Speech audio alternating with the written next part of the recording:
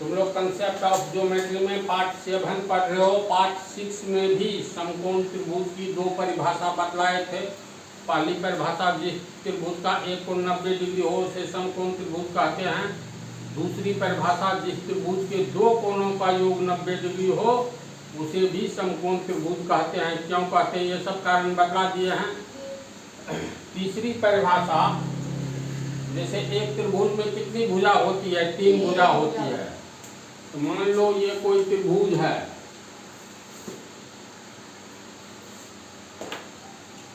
ABC कोई त्रिभुज है। इसमें ये नहीं दिया है कौन कोण 90 डिग्री है, तो कुछ नहीं।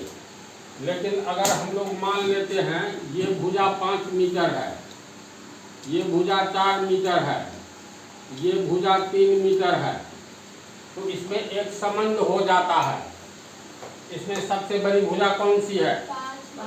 AC 5 मीटर और 3 मीटर और 4 मीटर वाली सबसे बड़ी भुजा से छोटी भुजा है। तो इसमें एक विशेष बात ये है, सबसे छोटी दो भुजा लो, जैसे AB, तो AB स्क्वायर बराबर, AB का मान कितना है? 3 मीटर, तो 3 मीटर का स्क्वायर कितना होगा? 3 मीटर गुने 3 मीटर, M से मीटर 9 मीटर स्क्वायर, 3 किया 9, मीटर मीटर को गुना करेंगे मीटर स्क्वायर होगा। इसी तरह फिर BC लेते हैं, तो BC स्क्वायर, तो BC है 4 मीटर, तो 4 मीटर का स्क्वायर कितना हो गया? 4 मीटर गुने 4 मीटर होगा, M से मीटर हुआ, ये कितना हो गया? 4 चौका 16 मीटर स्क्वायर। दोनों को जोड़ दो, यानी इसको जोड़ देंगे तो AB स्क्वायर बराबर 9 मीटर स्क्वायर, यानी AB स्क्वायर बराबर 9 मीटर स्क्वायर और BC स्क्वायर बराबर 16 मीटर स्क्वायर। दोनों को जोड़ेंगे तो ये AB स्क्वायर जोड़ BC स्क्वायर बराबर 9 16 25 मीटर स्क्वायर हुआ। ये तीसरी भुजा AC निकालेंगे तो AC स्क्वायर निकालेंगे, तो AC है 5 मीटर, तो 5 मीटर का स्क्वायर कितना हुआ? 5 मीटर गुने 5 मीटर 25 मीटर स्क्वायर। इसमें कुछ निष्कर्ष निकलता है, ये निकलता है जिस त्रिभुज की सबसे बड़ी भुजा का वर्ग का मतलब होल स्क्वायर, सबसे बड़ी भुजा AC है 5 मीटर, 5 मीटर का स्क्वायर 25 मीटर स्क्वायर हुआ। तो जिस त्रिभुज में सबसे बड़ी भुजा का वर्ग अन्य दो छोटी भुजाओं के वर्गों के योग के बराबर हो, तो ऐसे त्रिभुज को हम लोग समकोण त्रिभुज ही कहते हैं। और सबसे बड़ी भुजा के सामने वाला कोण 90 डिग्री ही होगा। ये थ्योरम है, 10th में बतलाएंगे, वैसे बतला दिए हैं।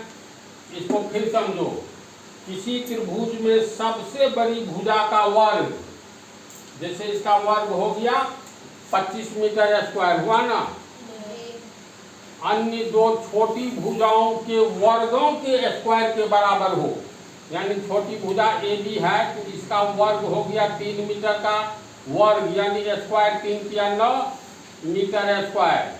और दूसरी छोटी भुजा ये है तो 4 मीटर का स्क्वायर 4 चौका 16 मीटर स्क्वायर, तो 9 मीटर स्क्वायर और 16 मीटर स्क्वायर, 16 9 25 मीटर स्क्वायर हुआ। तो ऐसा त्रिभुज जिसमें सबसे बड़ी भुजा का वर्ग अन्य दो छोटी भुजाओं के वर्ग के बराबर, वर्ग के जोड़ के बराबर हो, तो ऐसे त्रिभुज को हम लोग समकोण त्रिभुज कहेंगे। एक और उदाहरण देते हैं, त्रिभुज PQR में देखो, सबसे बड़ी भुजा ये 10 मीटर, अन्य दो छोटी भुजा 6 मीटर 8 मीटर।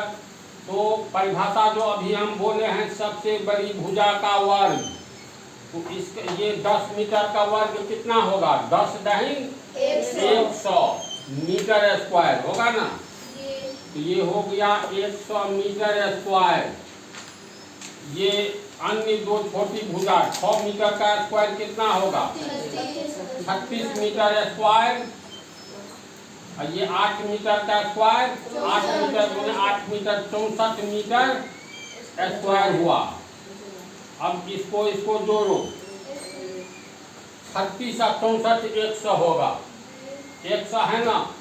इसमें भी सबसे बड़ी भुजा का वर्ग अन्य दो छोटी भुजाओं के वर्ग के योग के बराबर हो, तो ऐसे त्रिभुज को समकोण त्रिभुज कहते हैं। इसमें है ना वही बात। और सबसे बड़ी भुजा के सामने वाला कोण, यहाँ खड़ा हो जाओ तो ये सामने में ये कोना दिखाता है ना, ऐसी स्थिति में सबसे बड़ी भुजा के सामने वाला कोण 90 डिग्री ही होगा, इसलिए ऐसा त्रिभुज भी समकोण त्रिभुज कहा जाता है। एक और उदाहरण देख लो, अंतिम उदाहरण तो अनंत है। मान लो कोई त्रिभुज है, 6 मीटर के बदला इसको हम लोग 9 मीटर कर देते हैं, ठीक है। और इसको 12 मीटर कर दो, इसको कर दो 15 मीटर। अब हिसाब किताब बैठाओ तो सबसे बड़ी भुजा का वर्ग, इसमें 12 मीटर 9 मीटर, ये 15 मीटर, 15 मीटर वाली सबसे बड़ी भुजा है, तो 15 मीटर का स्क्वायर 15 मीटर गुने 15 मीटर कितना? 225 मीटर स्क्वायर होगा। ये हो गया 225 मीटर स्क्वायर, सबसे बड़ी भुजा का वर्ग। इसका हो गया 9 मीटर का स्क्वायर, 9 मीटर गुने 9 मीटर 9 में 81 मीटर स्क्वायर। ये 12 मीटर है, तो इसका वर्ग होगा 12 मीटर गुने 12 मीटर, 12 गुने 12 144, तो 144 मीटर स्क्वायर। अब 144 को 81 में जोड़ोगे तो 144 और 81 हो जाता है 4 1 5, 4 8 12, 1 1 2, 225 हुआ।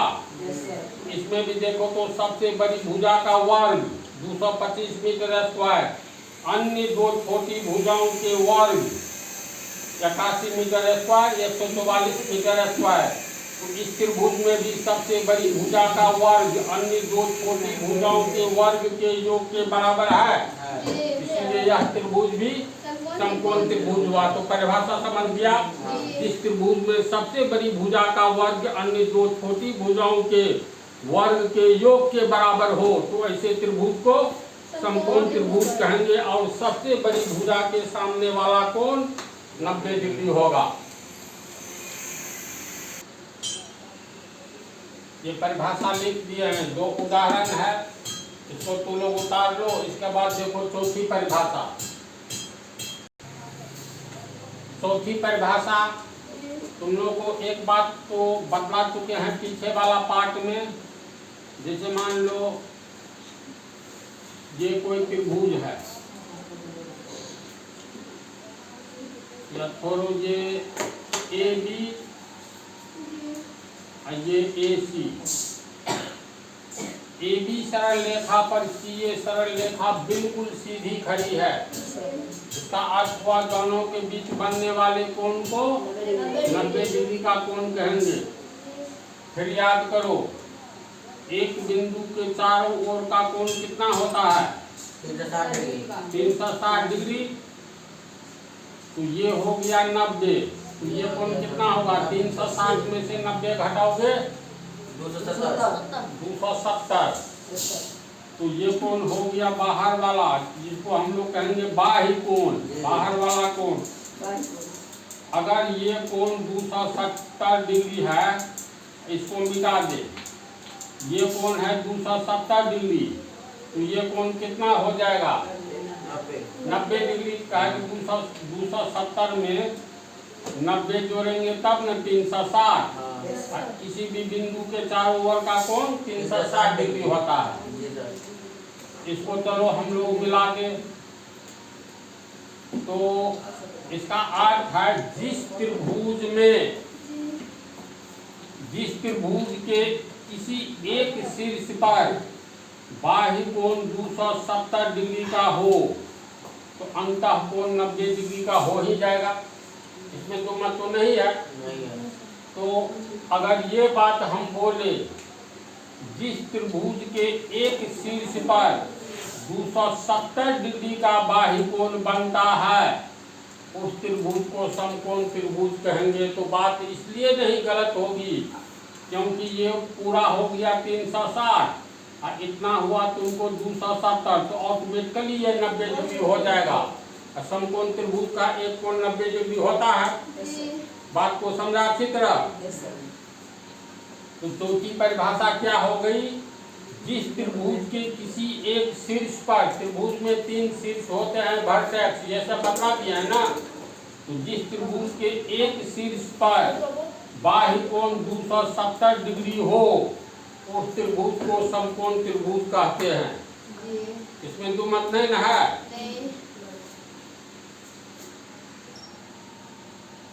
इसको भी लिख दिए हैं तो अपने से तू लोग समझ जाएगा। किसी बिंदु के चारों ओर का कोण 360 डिग्री, ये 270 है, तो 360 में से 270 घटा दो तो ऑटोमेटिकली 90 होगा। ये भी 90 डिग्री होगा, इसलिए दोनों समकोण त्रिभुज है। अब इसके बाद जो है पांचवी परिभाषा देखो।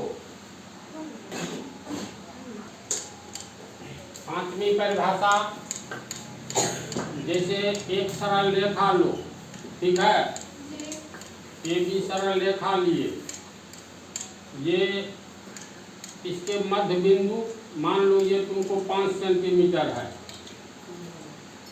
तो मध्य बिंदु का अर्थ हुआ 5 सेंटीमीटर का आधा 2.5 सेंटीमीटर होगा ना। 5 रुपये का आधा 2.5 रुपया, तो मध्य बिंदु यहाँ पर आएगा। मान लो मध्य बिंदु डी हुआ।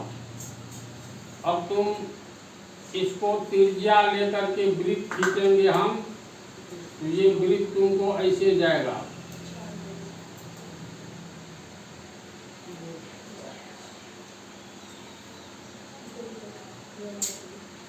समझा? वृत्त सर्किल चैप्टर वैसे बतला दिए हैं, फिर बतलाएंगे। इसके बाद जो है तो कहीं पर मिला दो। आधा वृत्त को अर्धवृत्त कहते हैं, समझा ना। ये त्रिभुज ए बी सी, ये नीचे का आधा वृत्त हुआ, ऊपर का आधा वृत्त, तो आधा वृत्त का मतलब अर्धवृत्त। तो अगर हम ये तीनों मिटा दें, ये हो गया तुमको अर्धवृत्त, समझा। देखो ये थ्योरम है, उसके आधार पर हम तुम लोग को फार्मूला ये परिभाषा बतला रहे हैं, इसे साबित किया जाएगा। तो ये ऑटोमेटिकली 90 डिग्री हो जाएगा, अपने आप हो जाएगा 90 डिग्री। थ्योरम है 9th में, साबित करें कि अर्धवृत्त के कोण समकोण होते हैं। तो फिलहाल इतना इस पर नहीं जाना है। ये ए बी सी त्रिभुज का पहला शीर्ष ए, दूसरा बी, तीसरा सी कहाँ पर स्थित है, तो अर्धवृत्त पर स्थित है। ये आधा वृत्त है जी, ए जहाँ पर स्थित है अर्धवृत्त पर, बी भी और सी भी। इसका अर्थ हुआ जिस त्रिभुज के तीनों शीर्ष से एक अर्धवृत्त गुजरे, उस त्रिभुज को हम लोग समकोण त्रिभुज कहेंगे। बात को फिर सुनो। जिस त्रिभुज में 3 शीर्ष होते हैं, वर्टेक्स, पहला शीर्ष ए, दूसरा बी, तीसरा सी, तो जिस त्रिभुज के तीनों शीर्ष से अर्धवृत्त गुजर रहा है ना, तो उस त्रिभुज को समकोण त्रिभुज कहते हैं, जिसमें बड़ी भुजा व्यास कहलाती है, अर्धवृत्त का व्यास। आ रही है बात समझ में? इसको लिखा जाए।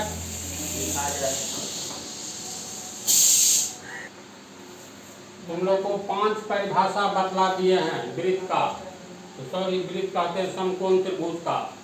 अगले पार्ट में तुम लोग को बतलाएंगे समकोण त्रिभुज की विशेषता, जिसमें जानकारी होगी लंब क्या है, आधार क्या है किसी भी समकोण त्रिभुज में, कर्ण किसे कहते हैं, तो ये अगले पार्ट में, इसके बाद समकोण त्रिभुज का क्षेत्रफल क्या होता है, तब समकोण त्रिभुज समाप्त होगा।